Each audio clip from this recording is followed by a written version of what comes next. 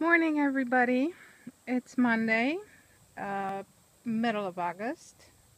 I'm never really up on the dates, but I'm gonna make this video today focusing on flowers. I wanted to show you around the farm. Right now, it's a lot of flowers are in bloom and it's really beautiful. And in particular, I wanted to focus on the types of flowers and herbs that attract pollinators, and wanted to talk a little bit about them, like this bumblebee right here.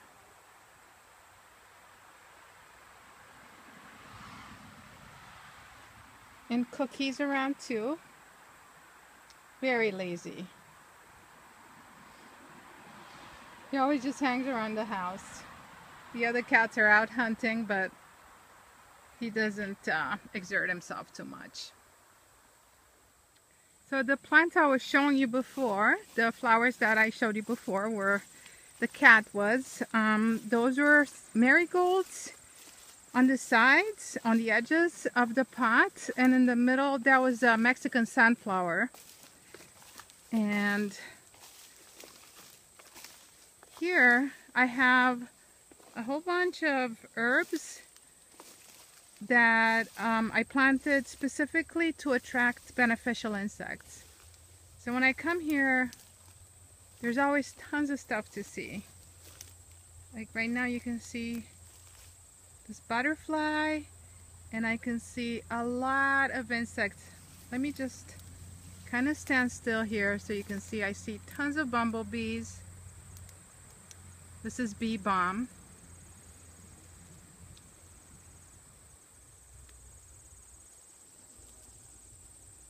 See the bumblebees.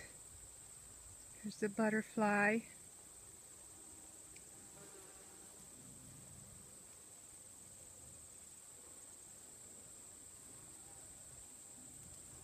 They just love this. Here's another different kind of a wasp. You can see all these different kinds of wasps.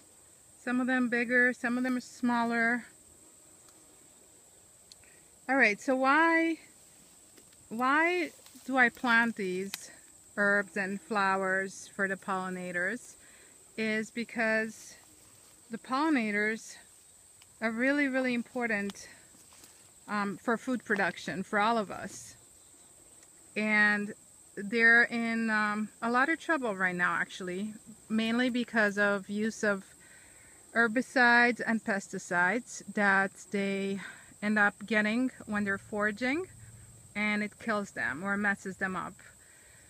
So we've been seeing bee colony collapse a lot in the past few years, where it's really, really hard for beekeepers to keep their bees.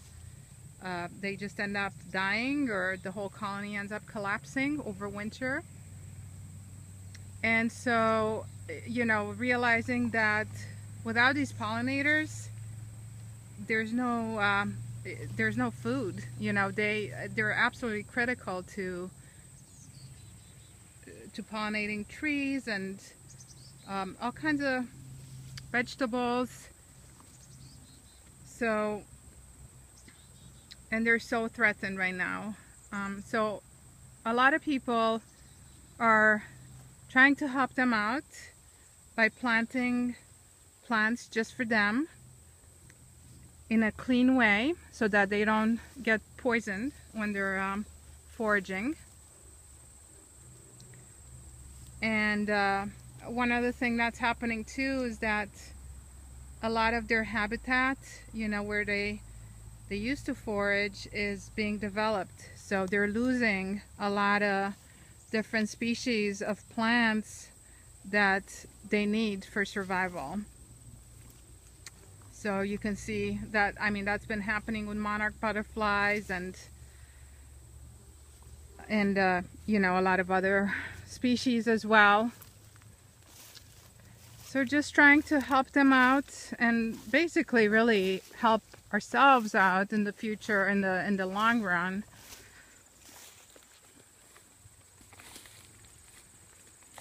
So they also like this. This just grows as a weed, and I know it makes people very allergic. Some people are quite allergic to this.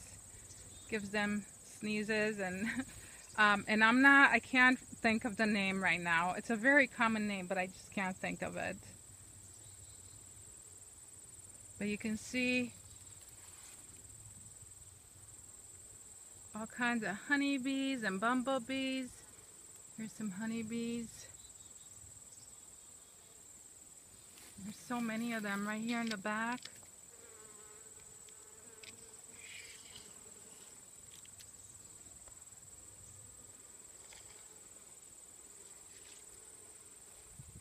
Another thing I do to help out the pollinators and beneficial insects is I let some of my crops go to flower, the ones that I know they like. So for example, right here I have a little bit of cilantro, and the bumblebees and the bees and different wasps, they love it. You can see them right here. So I let it go to flower, I let it go to seed so they can feed. And the same thing with dill.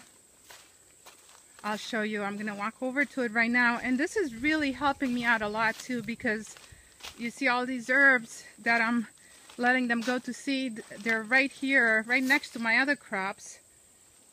I guess you can call them cash crops because I do sell these crops, and if I'm using them to attract beneficial insects, that's helping me control my pest populations. Here are more bumblebees. And these are on basil. That's going to seed right now. So they're helping me control my pest populations, which I talked about in other videos before. But basically, a lot of these tiny wasps, like this one over here. Let me see if you can see it. That's on dill right now, feeding on dill.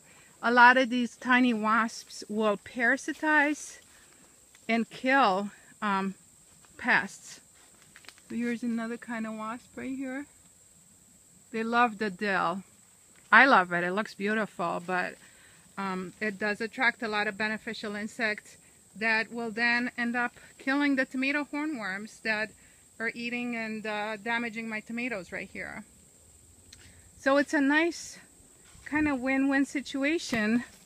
And you know, if I want to take out my pests by spraying an insecticide on them, pesticide, then yes, that will take out the pest, but it will also take out the beneficials. It will kill the beneficials, and in the long term, my farm is actually gonna be at a disadvantage from this, because the pests will come back, but the beneficials, it takes them longer to return and to reestablish their population. So it's not a really great long-term solution, basically, if you end up spraying pesticides in a heavy way, or I want to say in any way, because we never spray anything, but especially if you rely on them heavily, I think you're basically you're establishing like an addiction to them, where your farm will be dependent on pesticide use. Here's another honeybee foraging on cilantro that I let go to seed, and it's far gone now. All right, so just what can you do about this? You know, I always like to think about what can I do, not just think about the negative or the bad news. So there's a lot we can do. You know, there's a lot we can do in our everyday lives.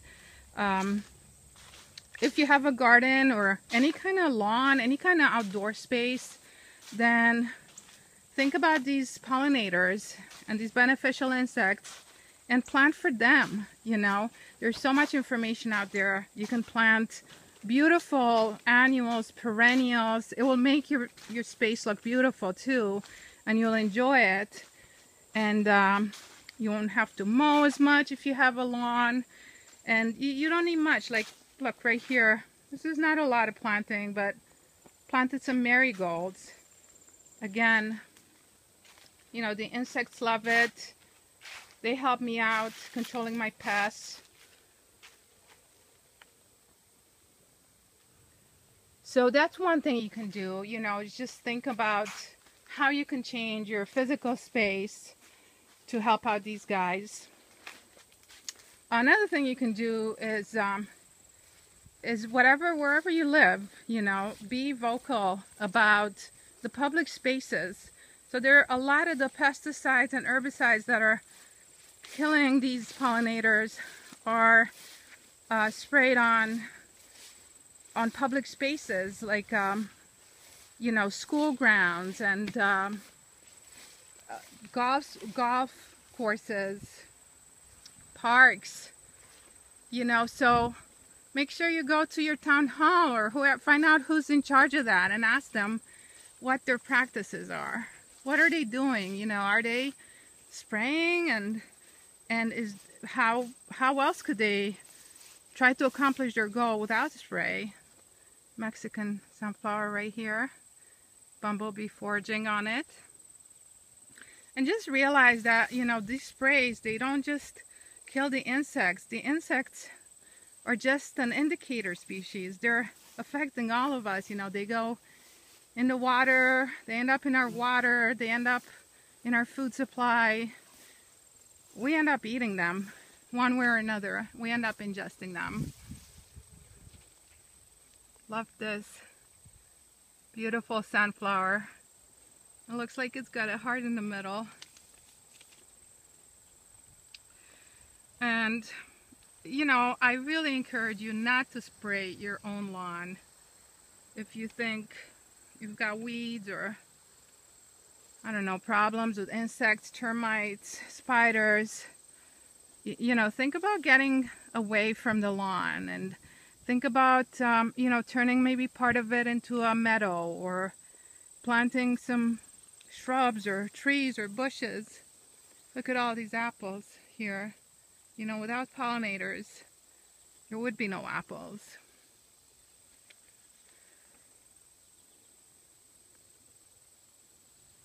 So yeah, those are some easy things, fairly easy, you know, that you can do. Just plant for them, plant for the pollinators in your own space. Even if it's just pots on your balcony, you know, just plant some. Find out online, there's so much information, just easy stuff to grow, like some herbs or some beautiful flowers, and grow that.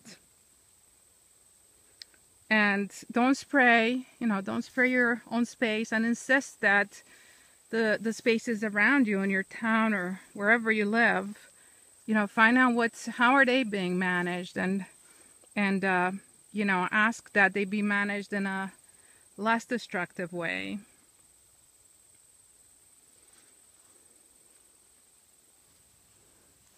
All right.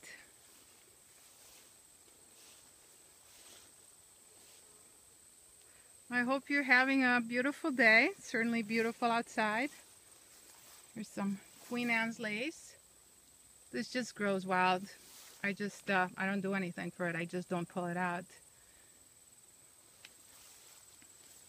Sometimes I have to pull things out, you know, because I am growing vegetables and I do have to weed, but I don't do it more than I have to. Because having a diversity, I think, always ends up overall being more beneficial than a monocrop.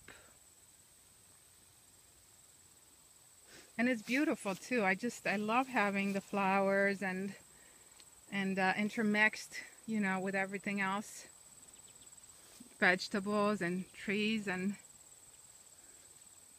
it just makes it feel like more of a system, more of a natural ecosystem.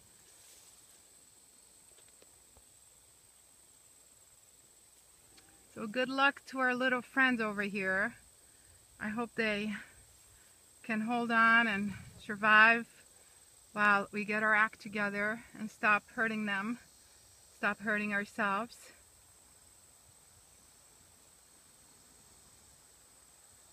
All right, everybody, have a great rest of the day.